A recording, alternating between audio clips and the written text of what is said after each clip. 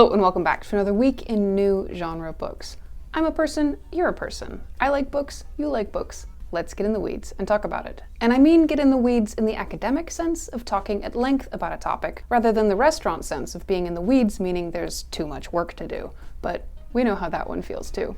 My name is Amelia, and from Locus magazine, I'm about to tell you the top new science fiction, fantasy, and horror books being published the week of October 17th, 2023. In science fiction, we have 4 new books to talk about. From the lovely Tobias S. Bakel, we have A Stranger in the Citadel, out from Tachyon Publications in trade paperback, ebook, and audio. This is a post-apocalyptic science fiction novel with a fantasy feel, set in a world where reading and writing are forbidden. When the young musketress Lilith saves an outcast librarian from immediate execution, her curiosity draws her to him. She lets slip her family's most dangerous secret, which I can only guess must have something to do with illegal books. From C.J. Cherryh, we have Defiance, out from Daw in hardcover and ebook. This is a science fiction novel, the 22nd in the Foreigner series. Bren Cameron is tasked with getting Elsidie, the Aji Dowager, back to the capital alive. But the Shadow Guild will spend anything and everything to take Elsidie and Bren out.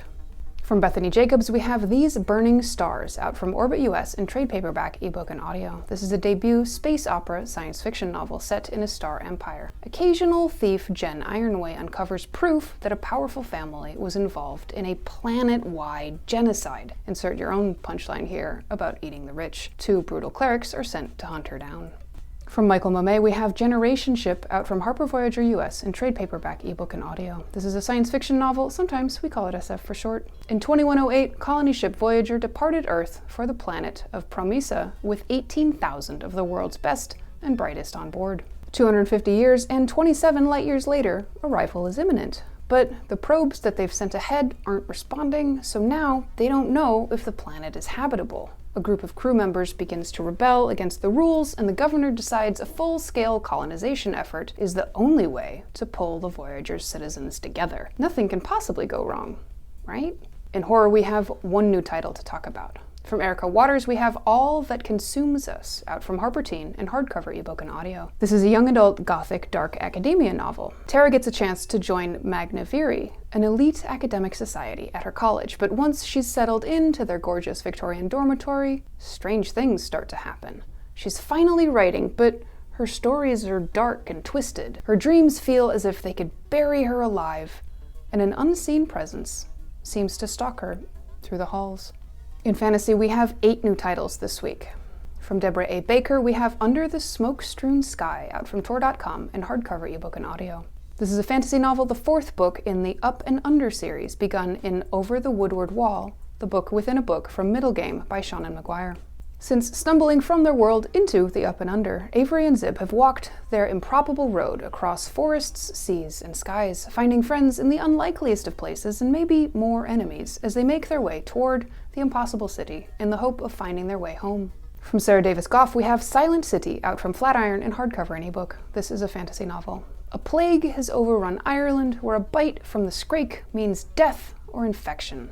Phoenix City is a safe refuge where the Banshees, a fierce all-woman group of fighters, follows the dictates of the city's oppressive rulers. When 2 women are publicly executed, Orphan knows she must make a choice between guaranteed survival within a cruel society or the dangers of freedom beyond the walls. Which of course reminds me of the Ursula K. Le Guin story, The Ones Who Walk Away from Omelas, which backwards Omelas is Salem, Oregon. You knew that because Le Guin was clever like that. Oh, to live in a world where the morally terrible choice is at least a simple one. From Alison Epstein, we have Let the Dead Bury the Dead, out from Doubleday in hardcover, ebook, and audio. This is a historical fantasy novel set in 1812 St. Petersburg with elements of Russian fairy tales. Sasha, returning after the war with Napoleon to his lover, Grand Duke Felix, finds a mysterious woman in the snow who might not be human and definitely has dangerous revolutionary leanings, which, this is me being pedantic again. Okay, so when we use the language that revolutions are dangerous, yeah, that sounds pretty obvious, but the construction sort of implies that not getting it together to have a revolution is somehow safe. This is a linguistic problem. I think it's really a problem of how we define safety and danger, because governments rise and fall. That's just how history works. From Rachel Gillig, we have Two Twisted Crowns, out from Orbit US in trade paperback, ebook, and audio. This is a gothic fantasy novel, the second book in the Shepherd King series. The kingdom is in bad shape.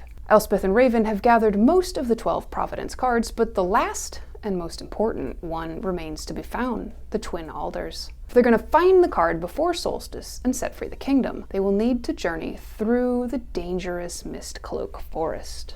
The only one who can lead them through is the monster that shares Elspeth's head, the Nightmare, and he's not really trying to share any longer. From Rati Mehrotra, we have Flower and Thorn, out from Wednesday Books in hardcover and ebook. This is a young adult fantasy novel inspired by medieval India. 17-year-old Irinya uses her knowledge of magical flowers to help her caravan survive in the harsh desert.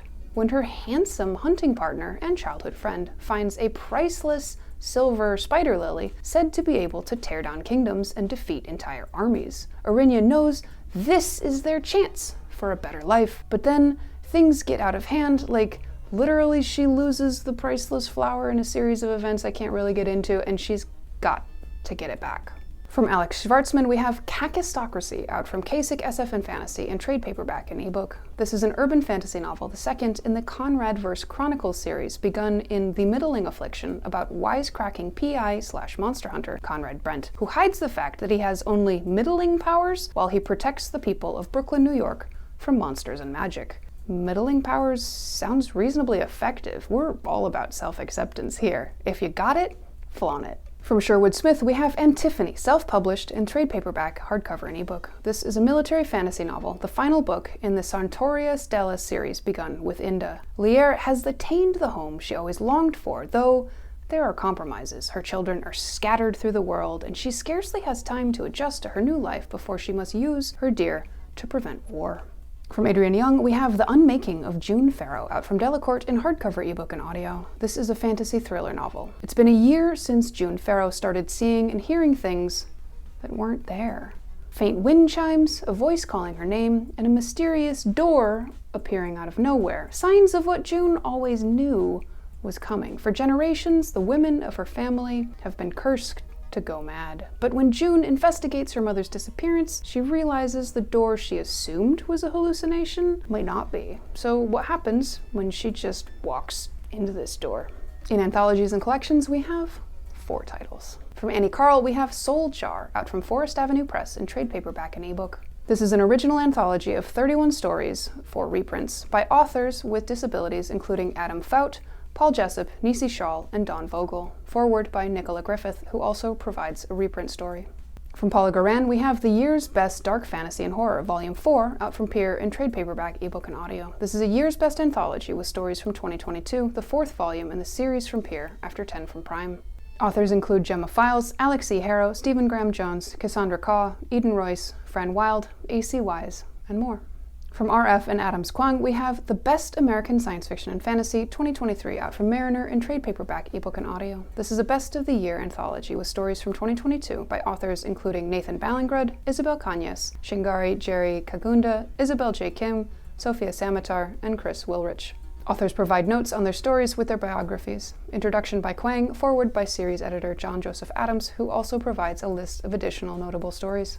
From Angela Slatter, we have The Wrong Girl and Other Warnings, out from Brain Jar Press in trade paperback and ebook. This is a collection of 12 stories showing us that innocent should never be mistaken for safe, with tales of witches, Victorian-era detectives, bad parents, unrepentant killers, and ancient wisdom.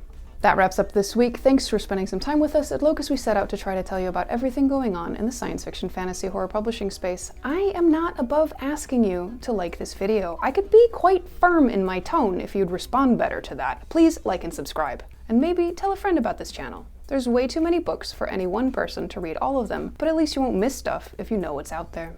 Locus Magazine and the Locus YouTube channel are a labor of love. We are at Locus Mag or at Locus Magazine on most platforms. You can read more about the science fiction, fantasy, and horror field over at www.locusmag.com or support us on our Patreon. We are a 501c3 nonprofit. Come back and see us again soon, and we'll be here next week with more new books.